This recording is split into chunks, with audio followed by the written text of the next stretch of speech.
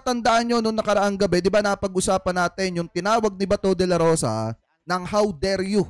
Etong si Congressman Acop dahil nga galit na, napipiko na, nabubugnot na etong si Senator Bato de la Rosa sa ginagawang investigasyon ng Quadcom. Kasi anytime talaga mga kababayan, pwede silang matimba, ika nga, pwede silang tumabo dito ng isang damakmak na kaso.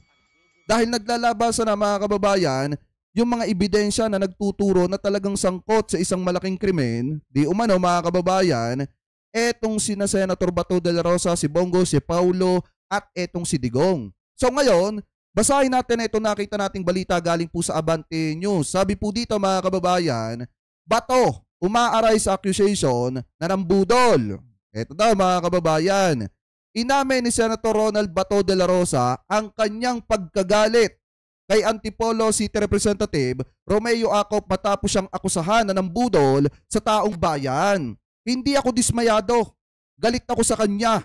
DN de la Rosa sa interview ng DWIZ nitong Sabado. Kung makikita nyo mga kababayan, yan yung isang halimbawa na napipiko na at nagagalit na si Senator Bato. Bakit mga kababayan? Pagka kasi si Congressman Acop ang nagtatanong dun sa mga resource person mga kababayan, nakakapagsalita at nakakapaglathala ng kanilang testimonya, sinumpaang salaysay, eto mga resource person mga kababayan at yung iba pa nga napapaamin. Ano po, at dahil nga dun sa ginagawang pag-iimbestiga ng Quadcom, unti-unti nang lumalabas yung mga tao na nasa sa likod ng sindikato na nagtago sa likod ng war on drugs. At kabilang doon, di umano, etong si Senator Bato de la Rosa. So ngayon sabi pa dito mga kababayan, sinabihan mo siya, lalo na pag sinabi niyang binudol namin ang taong bayan. How dare he is say that? Wala kaming binudol na tao. What did we gain from that? Wala kaming binudol. I swear, before the graves of my policeman, ang dami kong pulis na binawian ng buhay, tapos magbudol pa kami ng tao, DN de la Rosa mga kababayan, or nitong si Senador Bato de la Rosa. Sabi pa dito, kinwestiyon din ni de la Rosa ang ginamit na figura ni Acop na 30,000 ang binawian ng buhay sa gera kontra ipinagbabawal na bato ng administrasyon ni dating Pangulong Rodrigo Duterte. Sabi dito mga kababayan daw ni de la Rosa, yan na, si Congressman Acop sumakay na sa naratibo ng mga kalaban. Sumakay na siya doon. Akala ko police investigator o investigador. Siya, bakit pati data ng Kwan kinukuha niya, sinasakyan na niya, diin pa ni De La Rosa. Sabi pa dito mga kababayan, kinastigo rin ni De La Rosa si Acop sa pahayag nitong The Quadcom has started to uncover a grand criminal enterprise. And it would seem that at the center of President Duterte. Ibig sabihin mga kababayan, yung pinaka-center ng criminal enterprise ay walang iba kung hindi etong si dating Pangulong Duterte. Kaya nga nabudol ang taong bayan nung mga panahon na si Duterte ay presidente. Alam nyo, lahat tayo mga kababayan, kahit kayong mga nanonood, aminin ninyo na nung panahon na ginagawa nila yung war on drugs, lahat tayo bilib na bilib. Bakit? Kasi mga kababayan, marami ang binabawian na buhay na pinapalabas nila ng mga drug addict daw at yung iba pa nga mga drug lord daw. So ngayon, mga kababayan, nung unti-unti na nagkakaroon ng investigasyon, unti-unti din nating nakikita na yung mga sinasabi nila dati na mga masasamang tao, yun pala ay mga inosente yung karamihan, yung iba, at nadamay lang. Ganon katindi mga kababayan kung paano nila budulin ang sambayan ng Pilipino noong mga panahon na yon. So sabi pa dito, expected ko na yan dahil from the very beginning, alam namin objective nila sa Quadcom na yan, bakit binuo ang Quadcom? Bakit nila pinag-isa? Yan para malakas ang dating kasi kinukonek-connect nila yan para i-connect sa Duterte. Yan ang objective nila ayon sa senador. Expected na namin ang konklusyon nila, klaro na diyan investigasyon in aid of legislation, kung hindi aid of prosecution, in aid of demolition, dagdag pa dagdag pa nitong si Senator Bato de la Rosa. So ngayon mga kababayan, alam nyo sa totoo lang, eto si Senator Bato de la Rosa unti-unti nang napapraning. Yan ang nakikita ko dyan mga kababayan. Kasi anytime yung mga lumalabas sa Quadcom na mga ebidensya mga kababayan, nakukuha ng mga taga-ICC. Kasi nga napapanood naman yan mga kababayan nationwide. Napapanood dyan ng mga kababayan natin Pilipino at yung mga tao na bumibilib kina Senator Bato de la Rosa, ngayon hindi na.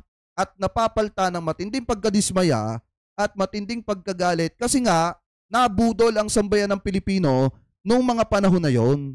Diba? Mas naniniwala ako kay Kong Acop kaysa kay Bato. Kaya nga po Kasi mga kababayan, sa totoo lang, si Congressman Acop kasi kapag ka nag-iimbestiga siya, talagang nakabase etong si Congressman Acop dun sa mga ebidensya na lumalabas. Unlike dun kay Bato de la Rosa na nagtiwala kay kay Jonathan Morales.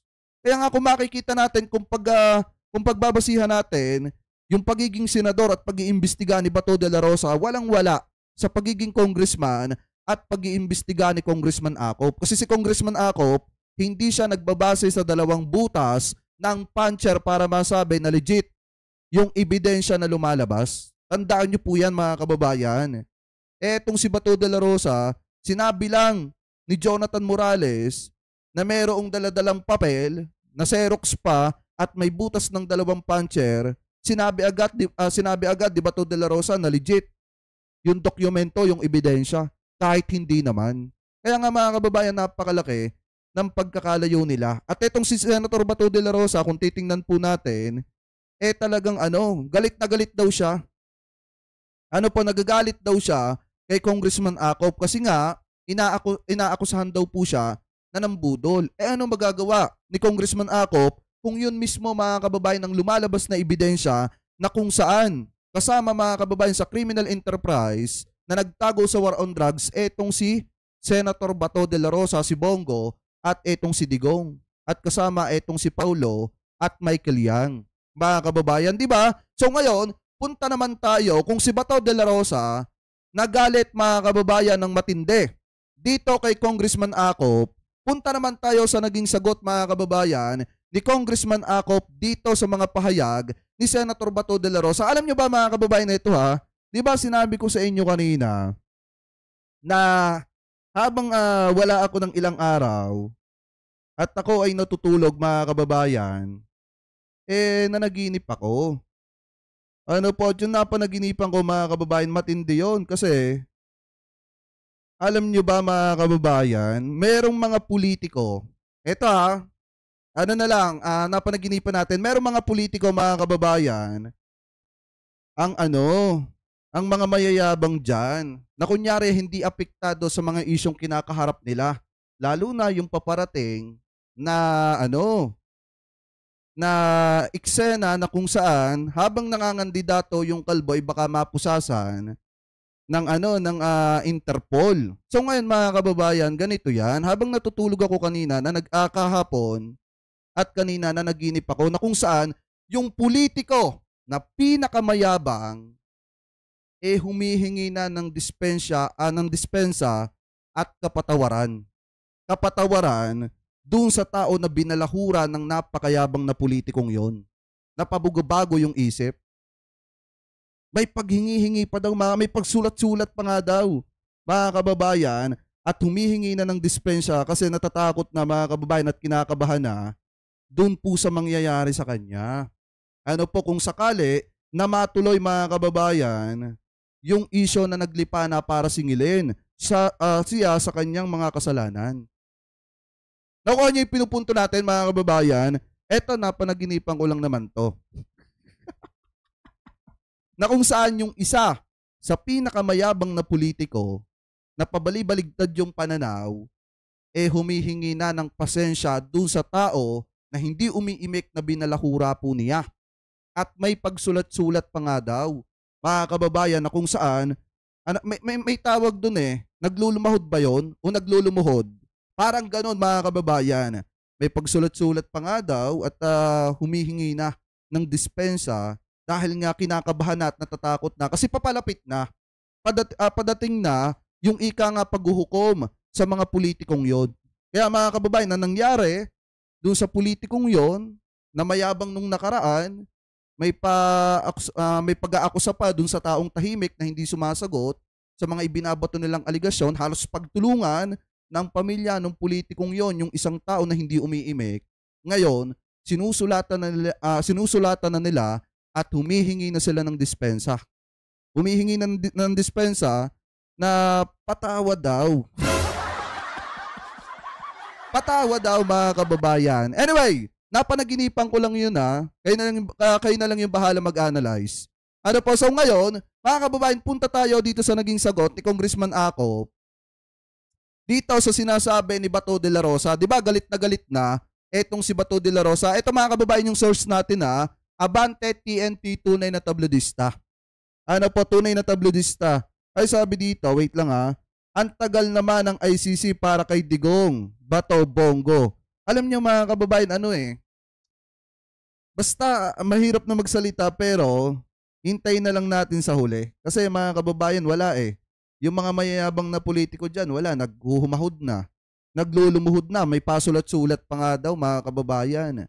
At humihingi ng dispensa sa lahat ng abala, pang-aalipusta na ginawa nila dun sa taong nananahimik na gumagawa lang naman ng kanilang trabaho. Akala pala natin mga kababayan, kung makikita nyo, di ba, may pahamon-hamon pa siya doon sa mga nagdaang hearing na kahit ngayon na o bukas pumunta na sila dito. Pero sa likod pala noon mga kababayan, hindi na alam ang gagawin, tulirong-tuliro na at kinakabahan na. Kinakabahan na. Kaya naisipan ng politikong yon na sumulat kay ganito para humingi ng ganito, dispensa sa lahat ng kanilang abala at pang-aalipusta na ginawa. Ano po, so ngayon mga kababayan, ito yung source natin na inilipat ko lang dito para maintindihan po nating lahat. Ayan. Sabi dito mga kababayan, ito daw. Acop kay Bato, magpresenta ng ebidensya sa halip na mamulitika. Hinamo ni Antipolo City Representative Romeo Acop si Senator Ronald de la Rosa na magpresenta ng ebidensya na siya ay hindi sangkot sa Grand Criminal Enterprise na nakatago sa likod ng War on Drug campaign ni dating Pangulong Duterte. Sabi pa dito mga kababayan, iginiit ni Acop na ang sinusundan ng Quad Committee on Camara de Representantes ay ang lumalabas na ebidensya at hindi ang personal o political na motibo. Ginagawa lang namin ng trabaho namin. Hindi ito tungkol sa pagsira sa sino man o anumang grupo. Ito ay tungkol sa pagtuklas ng katotohanan, gaano man ito kahirap, ani po ni Acop. So ngayon kung titingnan nyo mga kababayan, eto kasing si Congressman Acop dahil sa trabaho niya ang imbestigahan, yung mga nangyayari mga kababayan, lalo na yung madugong pakikipaglaban sa ipinagbabawal na bato ng Duterte administration, binangga niya mga kababayan, etong mga tao na mahirap daw banggain. Wala kasi trabaho ni Congressman Acop yan at yan ang sinumpaan niyan tungkulin sa mamamayang Pilipino. Ang maging representative siya ng taong bayan at ipakita sa taong bayan yung katotohanan. Ano po, so ngayon mga kababayan, sabi pa dito ni Congressman Acop, kung sa tingin ni Senator De La Rosa ay hindi tumpak ang mga natuklasan, dapat siyang magpakita ng ebidensya upang kontrahen ang mga ito sa halip na gumamit ng walang basihang pag-angkin ng political intent. Dagdag pa nito, sa ika-13 pagdinig ng komite noong Huwebes, inilahad ni Acop ang buod ng investigasyon kasama ang Grand Criminal Enterprise kung saan nakinabang umano si dating Pangulong Rodrigo Duterte at ang mga malalapit nitong kaalyado. Sabi pa dito mga kababayan, sa panayam ng Agenda Primetime News sa Bilyonaryo News Channel, ibinasura ni De La Rosa ang sinabi ni Acop at iginiit na siya ang chief implementer ng War on Drugs campaign ng nakaraang administrasyon. How dare you? Ano yung sabi dito? How dare you, Mr. Acop? Sabi pa ni De La Rosa. Hinamon pa ni De La Rosa si Acop na pumunta sila sa simbahan at humarap sa altar para malaman kung sino sa kanila ang nagsasabi ng totoo. Yan po yung hamon nitong si Bato de la Rosa. Ngayon, sumagot mga kababayan itong si Congressman Acop. Ang sabi ni Congressman Acop, sagot naman ni Acop, how dare you I? Naglakas loob ako dahil responsibilidad ko ito. Ang ibunyag ang katotohanan at tiyakin ng pananagutan. Lahat ng sinabi ko sa kabuuan ay ganap na sinusuportahan ng mga natuklasan ng Quadcom. Batay sa testimonya at ebidensya mula sa 13 or 13 pagdinig, ang mga natuklasan na ito ay hindi haka-haka o personal na opinyon.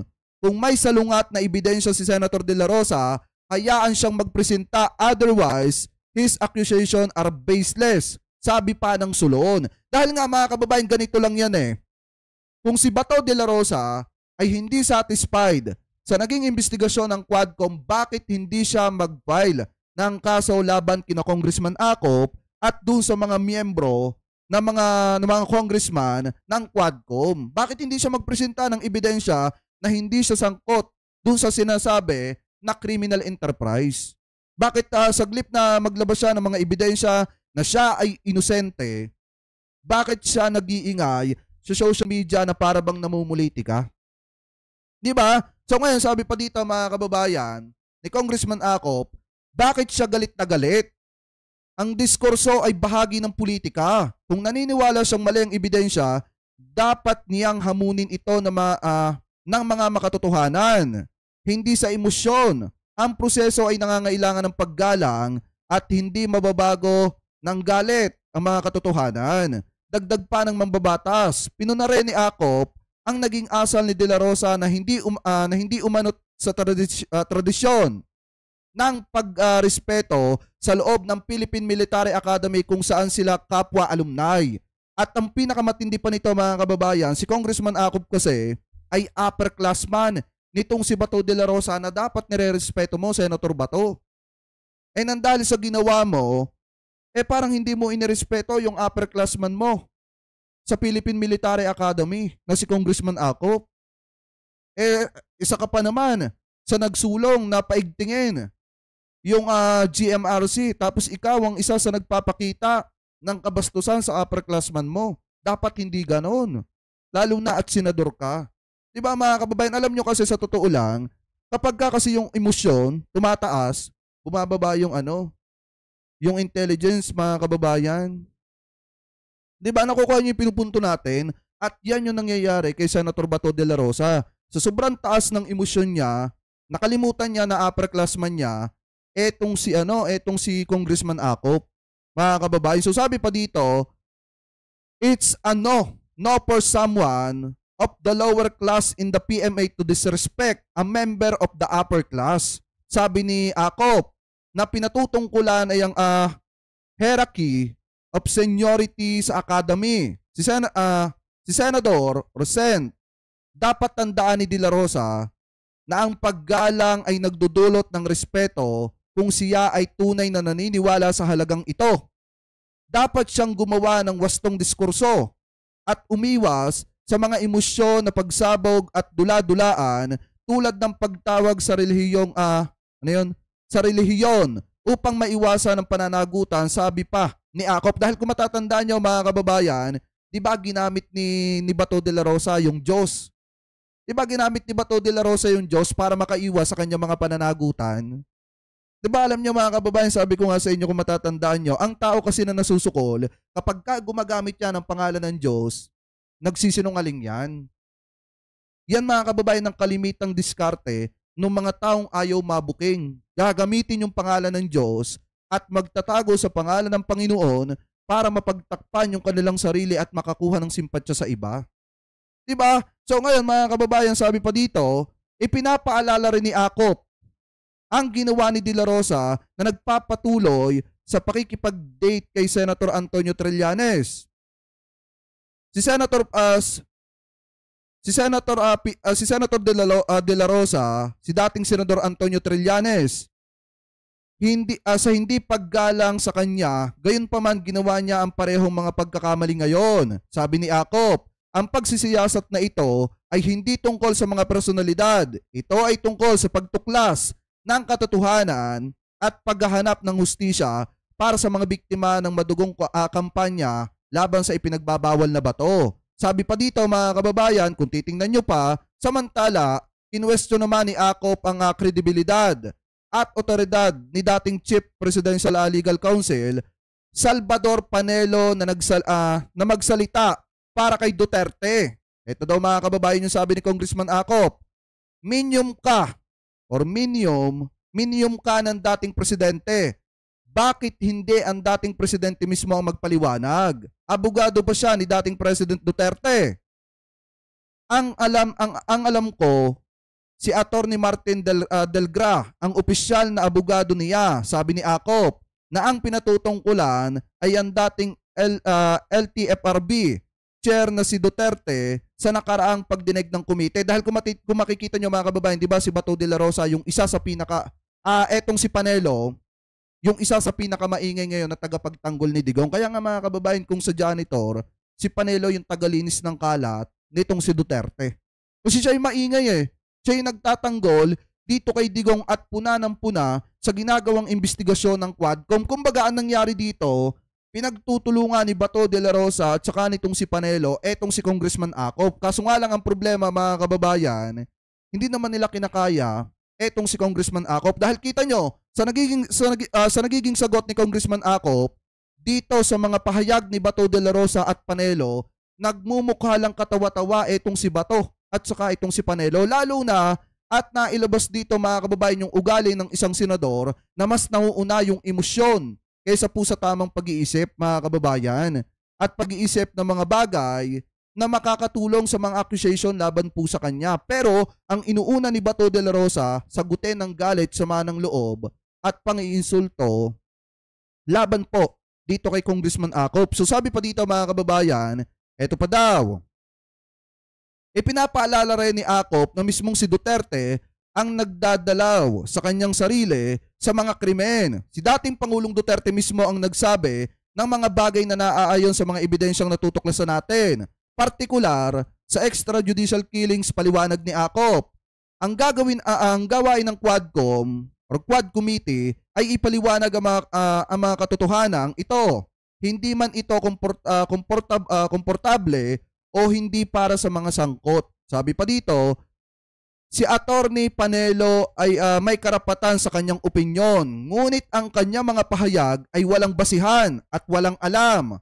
Dumalo lang siya sa isang pagdinig ng humarap si dating Pangulong Duterte, kaya hindi niya lubos na nauunawaan ang napakaraming ebidensya at mapanghamak na testimonya na hinaharap sa komite mga kababayan. So ngayon kung titingnan nyo, ang akala kasi nitong si Panelo, idinidiin ng mga Duterte, ina-abolish mga kababayan ang personalidad ng mga Duterte. Pero kung titingnan po natin mabuti, hindi naman kasi ito about politics. Hindi po ito about sa politika. Ito po ay about sa tao na gumawa ng mga or sangkot sa mga krimen na ginamit yung kanilang kapangyarihan para makapang-abuso ng iba. At dapat po sila mga kababayan talagang mapapanagot.